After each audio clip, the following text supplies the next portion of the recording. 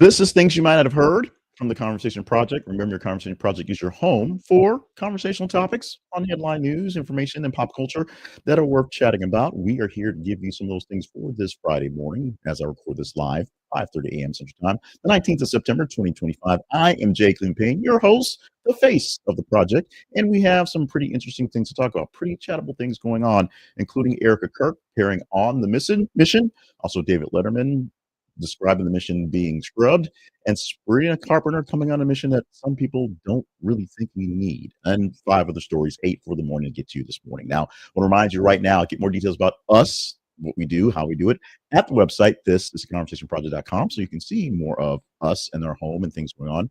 Plus, at the website, you can find out information about our sponsorships page and our partnerships page, how to help us keep this thing going in this era of speech being a bit dodgy these days. We'll get into that. What stories number one and number two on those topics in a minute. Also, if you're worried about free speech or worried about expression or how the story is being told to you in the news, check out our Spotlight sponsor today, which is Ground News. Visit them at our affiliate link. This is a conversationproject.com/ground news. If you click there, you help us out by giving us a small commission on your buy. And your buy gets you 40% off their plans for news. And you get more news, better news, literally a whole bunch of news that will give you a better perspective of what's going on. So let's get into the headlines for today, the things going on. 8 news headlines from the past 30 hours or so that are topical, that are being talked up, that you guys helped us talk about the pick for it this morning. We're kicking off bright and early, as we have the word, something I basically called, and I could say that I'm anything, of a seer or anything like that, but it was something that was pretty simple, made perfect sense. Erika Kirk will step in to lead Turning Point USA after Charlie Kirk's death.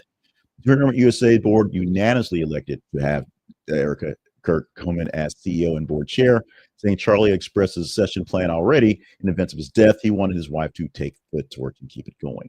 The Erika Kirk appointment signals continuity for Turning Point USA, and the campus footprint and tour schedule will proceed without any interruptions. We're going to tweak it a bit, but right now we'll see who's actually leading those things. But she is in charge. As a new leader, Erika inherits a sizable youth activist network and a fundraising machine that her husband built. Early statements from the organization framed the transition as mission-driven, designed to preserve the legacy of Charlie Kirk and the strategy that's already running in place. Coverage across mainstream and conservative outlets underscores how Erika Kirk's selection consolidates control, stabilizes the brand. Anybody that thought they were coming for Erika Kirk or coming for a piece of the conservative brand that is Turning Point USA, they had their minds changed pretty quickly, as unanimously all the folks behind this actual movement said Erika will carry the torch. It was pretty much a given from the get-go. Meanwhile, there's still fallout from, ironically, the death of Charlie Kirk and the speech around it, what's being said. Now, we talked about Jimmy Kimmel being pulled off the air for his words about Charlie Kirk, or more or less about the actual shooter that killed him. David Letterman and many other late night hosts, just folks in general, are saying things. Letterman is a very firebrand of a person in this case, because Letterman, of course, ran a large a swath of late night for many, many years, and he's now seen as the elder statesman. It's popping in here and there to sort of be there just on point. And he spoke out at the Atlantic Festival that was happening yesterday. He was just ironically doing the festival, doing interviewed, and since it came up, they talked about it. He called the suspension misery, being Letterman on suspension of Kimmel, and said a symptom of managed media. Letterman criticized what he framed as political pressure behind the decision and echoed industry pushback from other late night figures, including one Jon Stewart who came to work last night, which he normally doesn't, because of what's going on. Kimmel's pause, followed by affiliate moves to basically get rid of him in general, the preemptive indefinite suspension, is a big deal. And Letterman is also pointing out how big a deal it is on the freedoms of speech, the freedoms of TV to operate as it wants to, needs to, and being a comedian, if you will. Now, Trump publicly celebrated this decision by ABC.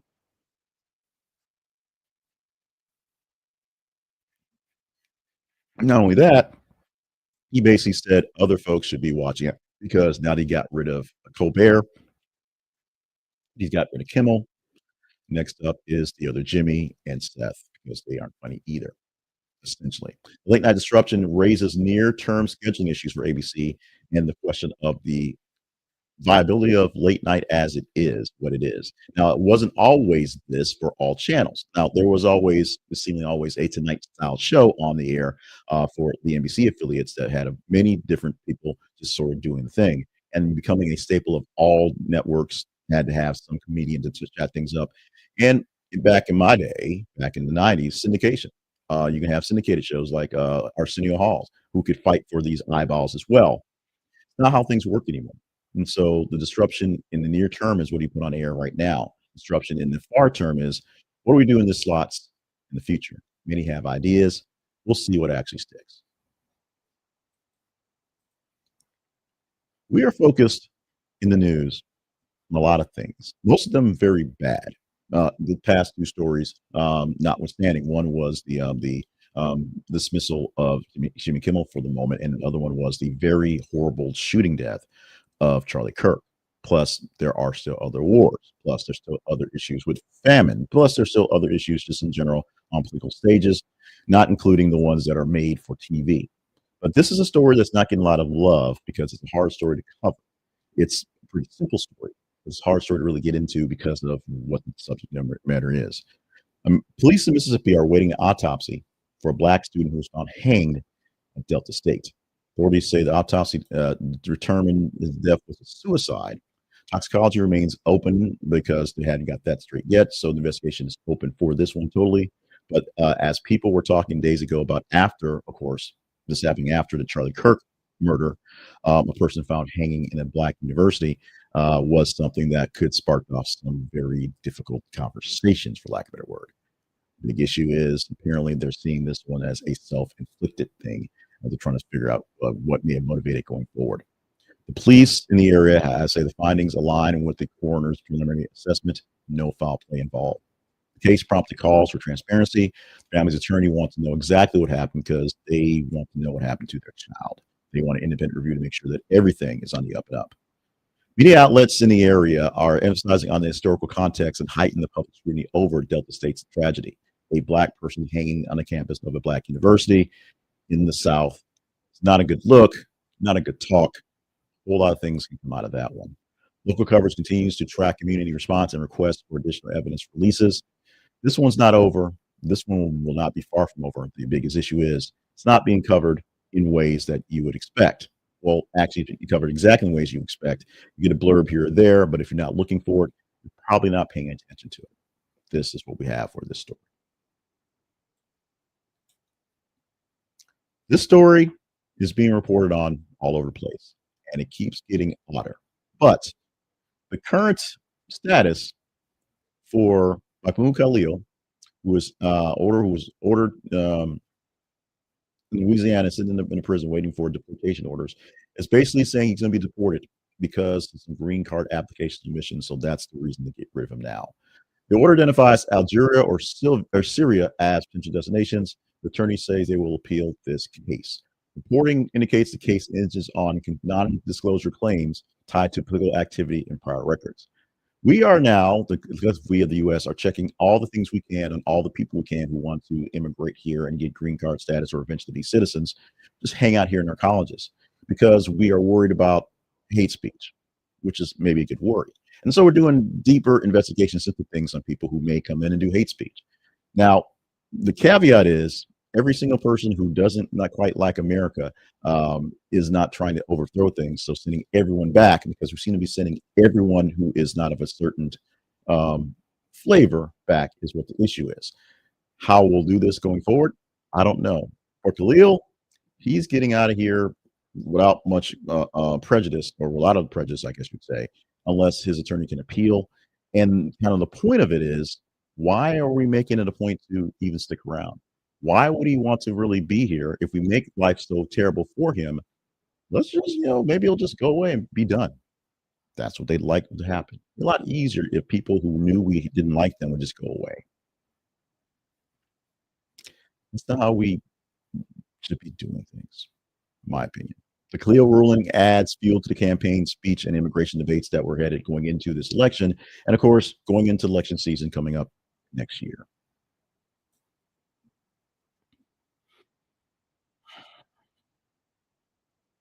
Hi. I need your assistance. I need your I'm not Jimmy Kimmel. I'm not Stephen Colbert. I'm not David Letterman. I'm nowhere near in those ranges. But I'm a person who's trying to do some commentary. Part of it is for my own sake and my own brain to have these conversations with you guys and get some input from the general public and to do more better things, bigger things, larger things in this vein. But I need your help. I need assistance. I can't do it by myself. I'm trying to. I'm doing like literally doing this newscast by myself. But I need some assistance. I need some help. I need more eyeballs. I need more people engaged. I need more stuff, more resources. A simple way to take care of that is to like this page, like the page you're watching this on YouTube, especially, or Facebook and X because it helps as well. If you like us on Facebook and X, you'll see us in your feeds and you can get a chance to engage in the stories to help us pick good stories. If you know people, like-minded people, whether you are watching me for an enjoyment or watching me because you just got to have somebody to throw hate at, share it with those folks. Maybe they will enjoy or hate me just as much as you do and help us grow our news or nation. More conversation, more people engaging, more things to make it larger going forward. And we need you to subscribe, whichever page you're watching this on, Facebook, X, or YouTube. YouTube is our gold standard. I don't have my current numbers up here, but we're getting closer and closer to hitting that 2,500 number, which is a milestone for us. We're hoping to hit a full another 2,000, double our numbers this year.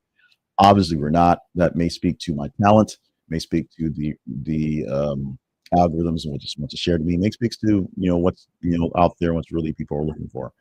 But the engagement I get from you guys that do engage is awesome, and I thank you so much for that. The ability to come up there basically every morning and do this to fight my sanity, get a win every single morning by producing this thing has been amazing.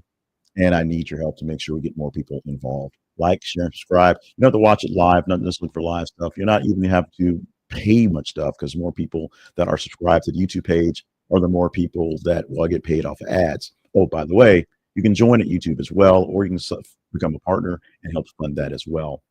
But we need your help. We need to grow this thing, not just because I want to do more of the stuff, but we need more outlets. And the fact that there's no midterm outlets, there's not a lot of places for the mediocre folks to work and grow and develop into either better folks or just more mediocre folks. It's the thing. Help me grow this thing here. Help me grow all the things. Let me know what we can do and just talk to me in the chat or send me an email at the Conversation Project or the Conversation Inbox at gmail.com. We can chat this thing up further. Let's get back to the news, please. Yes, please. Let's go to this very sad story that I spent about 10 minutes back and forth for some other stories. This one got back into the list last minute because it really had to. It was in there originally, and then I was swapping out stories that seemed to fit better for conversations now. But this is one that's been out there for a couple days, as it happened a few days ago. But it's not getting a lot of big coverage, but it's something that felt like need to get in there. A man in his 30s became unresponsive after riding the Stardust Racers coaster at Universal Epic Universe, the brand new amusement park in Florida. He later died at the hospital. The medical examiner ruled his death as accidental due to blunt impact injuries, but withheld specifics going forward. Universal closed the ride pending investigation and issued condolences to the victim's family. Stardust Racers is a dual launch coaster that reaches up to 62 miles an hour and has been temporarily offline before the incident reporting protocols actually popped up. Florida theme park self-inspections were fine, but serious injuries means that more things have to be done. So injuries and deaths are reported to the state, and the process is underway to go through the full inspection for this actual issue. What does it mean for the ride, the park? This is a brand new park. People are very, very excited about happening, and this is very tragic to happen. Not doing the people die every day things because that's a dumb line to say, but this is something that may have been preventable or may have been just sort of the one-time thing that just sort of happened. We're going to wait for a full investigation to see how things happen. Essentially, man hit his head while on the coaster and then died of injuries later. Is it that simple? We shall see.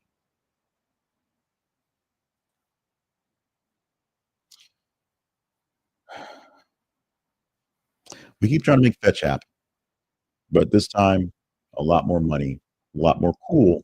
It's going to what's going to be the next invasion of privacy that we'll deal with. Meta has revealed AI smart glasses and neural wristband at a major tech event. called At Connect. Meta debuted the Ray-Ban display glasses and in-lens notification plus a Meta Neural Link band, or Meta Neural Band, I should say, for wrist for EMG control. Yay, us. AI glasses aim to surface quick glance info, messages, translations, and meta AI prompts while keeping phones in pockets. We're becoming the cyborgs that we envisioned 20 years ago, thanks to that guy.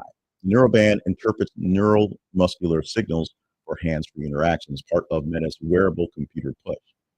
Hardware sits inside a larger bet on face displays and context-aware assistance.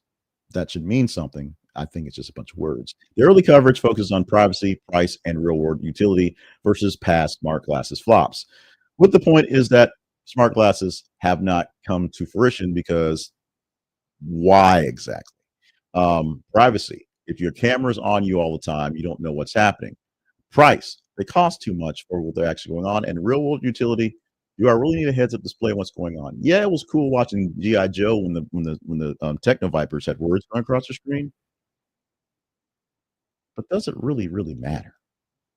And when we're talking a time where we have wars in many places or people are fighting, and homelessness is a big topic going on, and people being able to eat and jobs and things like that. All of us, we all are carrying around the prerequisite smartphone, supercomputer in our pockets. We got that. Yeah, we're there. Do we actually need pop-up displays on our heads 24/7? I'm going to say probably not. South Park is delaying its new episode just hours before going on the air because it's hard. Comedy Central delayed at season 27, episode 5, just hours for airtime, citing missed production deadlines. South Park's delay, which is rare for a show like this, are scheduled for the following week. Now, part of what's going on is because they're doing so many things real time, means real time news happens, real time actions happen. You've got to write things, do things fastly. Now, speculation is tied to the move of Charlie Kirk news cycle, basically trying to not incite anyone this week because of that incident. But officials note the blame timing is on just the timing of getting stuff done, not the content that was being created. Creators acknowledge that the blown deadline is a big deal, but it's a new risk given the show's rapid turn production these days. Networks swapped in reruns, highlighting how day of changes still ripple across linear schedules.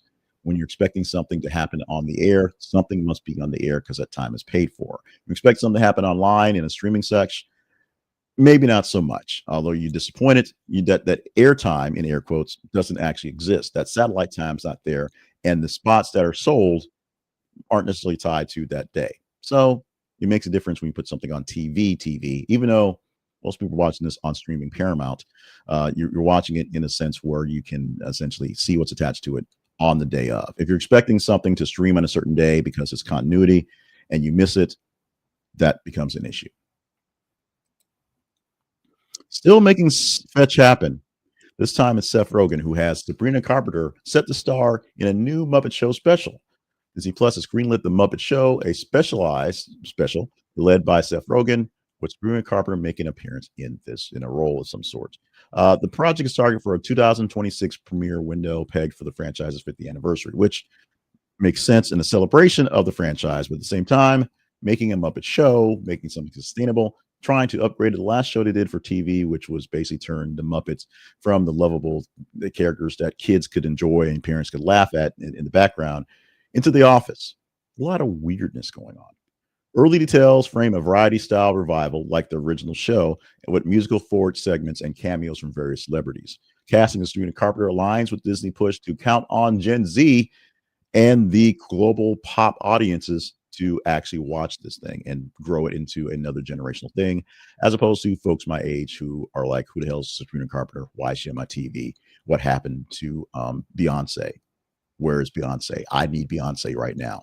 Expect cross-platform promotion because it's Disney and the music within all the platforms and the streaming ecosystem, and Rogen's team to amp up production on this one very soon.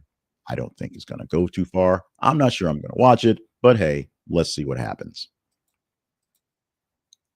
You can see what happens in your news a lot better, a lot easier, a lot more detailed than you're probably getting from your news cycle, your news source, your actual silo. You can do that by going to Ground News. Visit this is the conversationproject.com slash ground news. This is the conversationproject.com slash, not so many slash, just one slash, ground news. And you can get a great deal on their news plans, 40% off their news plans. And we get a small commission because we bring you in the door. Now, why would you want to use something like Ground News?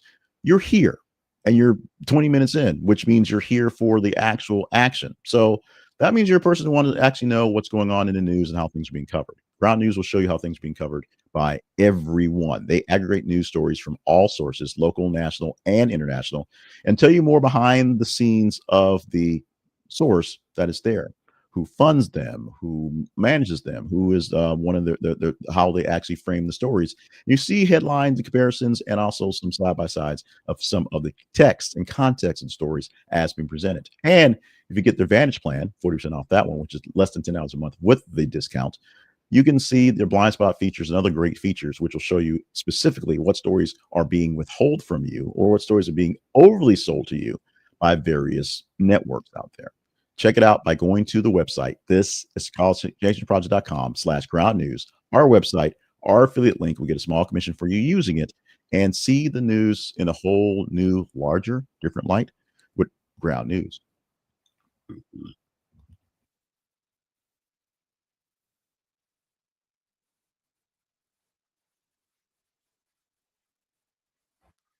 Very large vibration, Drake, to wrap up for the week. It's Friday. It's September 19th, 2025. Thank you so much for being a part of the show with us here because um, without you, yeah, it goes out on the internet, but just like we say for other things, if no one watches, I got 12 people popping in a live, and these live feeds when they get replay, get about 30 or so average watches. Sometimes we get some big ones, sometimes we get small. It's about 30 or so watches because of the way YouTube works for these. We appreciate it. We get lots of comments, lots of bits and pieces. And of course, from the clips we do on the shorts, we get a lot of response there. So thank you very much. Email me, if you will, at the conversation inbox at gmail.com. And that way we can have deeper discussions on some of these stories or other stories. Follow us on the feeds on Facebook and X, and you can help us pick the stories. Your engagement in social media and how things work help me look for what stories are more engaging and make sure that they are ones that are going to be good enough to chat up. Of course, go to our website, consider being a partner, consider going more sponsors. Make sure you're just looking for updates and things you've missed, and check out our origin story and let us know how we can change it because it shifts every so often, oddly enough. Love you guys. Mean it so much. I'll say it was a rough week of news in general because we've been overdoing, I'll say, Charlie Kirk for reasons that we'll probably talk into or later. We did the last definitive Charlie Kirk story we did last weekend because we don't want to talk about him per se, but we'll go into some more perspective as we talk about Erika Kirk and her takeover of the platform, how she will take it in the newer directions. It will be more or less a continuation, but there will be some different changes as they have this legacy to keep up and the story to keep telling. But because that story has overtaken so many things and roped into odder things such as late night television hosts getting pulled off the air, it's become a little scary out there. Let me know what you think about what we're doing in the comments, in the replies and emails, all that stuff.